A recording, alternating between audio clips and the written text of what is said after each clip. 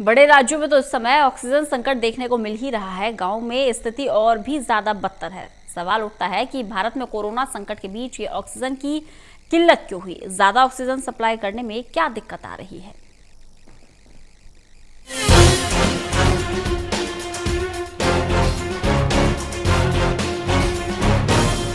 देश में कोरोना की स्थिति लगातार बिगड़ती जा रही है। रोज लाखों से ज्यादा नए मामले दर्ज हो रहे हैं और मौत का आंकड़ा भी डराने लगा है। बढ़ते केस की वजह से देश के कई राज्यों में अब ऑक्सीजन की किल्लत देखने को मिल रही है। हालात इतने खराब हैं कि कई राज्य ऑक्सीजन के लिए अपने पड़ोसी राज्यों पर निर्भर दिख रहे हैं। तो आइए जानते हैं कि इन राज्यों में ऑक्सीजन की भारी किल्लत है और वहाँ क्या स्थिति है।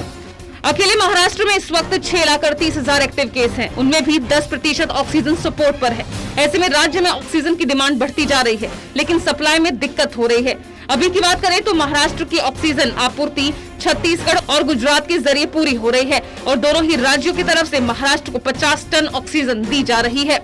मध्य प्रदेश की स्थिति चिंता बढ़ाने वाली है। केस तो फुल स्पीड से बढ़ते दिख रहे हैं, लेकिन ऑक्सीजन और बेड के इंतजाम कम पड़ रहे हैं। इसकी बड़ी वजह ये है कि मध्य प्रदेश के पास खुद का ऑक्सीजन मैन्युफैक्चरिंग प्लांट नहीं है।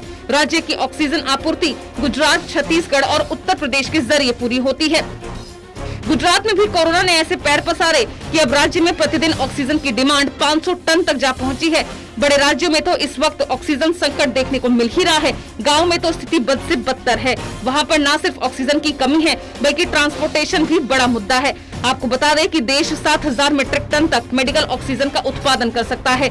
वहीं INOX air products limited, Linde India कुछ ऐसी कंपनीज हैं जो देश के लिए ऑक्सीजन का सबसे ज्यादा निर्माण करती है। अकेले आइनॉक्स की तरफ से प्रतिदिन 2,000 टन ऑक्सीजन की आपूर्ति की जा रही है। लेकिन फिर भी सवाल यही उठता है कि इस ऑक्सीजन का समय रहते ट्रांसपोर्ट कैसे किया जाए। डिमांड बढ़ती जा रही है, लेकिन स्टोरेज टैंक और सिलेंडर की भारी कमी देखने को मिल रही है। अस्पतालों में ऑक्सीजन की किल्लत की ये भी एक बहुत बड़ी वजह सामने आई है। अब ऐसा नहीं कि ऑक्सीजन प्लांट बढ़ाने पर विचार नहीं किया गया हो। ऐलान बड़े किए गए। कहा जा रहा है कि बंगाल, एमपी और यूपी में ऑक्सीजन के भविष्य में और प्लांट लगाए जा सकते हैं, लेकिन उन्हें लगने में समय लगेगा। यही कारण है कि ट्रांसपोर्टेशन को दुरुस्त करने पर जोर दिया जा रहा है। समस्या तो ये भी है कि अब ट्रांसपोर्टेशन के दाम भी काफी ज्यादा हो गए हैं। इस वजह से दूसरी वस्तुओं के दाम पर भी असर देखने को मिला है। पहले जो ऑक्सीजन सिलेंडर 100 से 150 रुपए में रिफिल करवा लिया जाता था, अब उसे रिफिल करवाने में 500 से 2,000 रुपए देने पड़ रहे हैं। मतलब कोरोना के प्रकोप के बीच ऑक्सीजन को लेकर दो मेन समस्याएं हैं। पहली, डिमांड ज्यादा, सप्लाई कम, और दूसरी, एक राज्य से दूसरे राज्य में ट्रांसपोर्टेशन मुश्किल। इन समस्याओं को देखते हुए कोशिश की जा रही है कि अस्पतालों को ऑक्सीजन के मामले में आत्मनिर्भर बनाया जाए। Special desk, total news.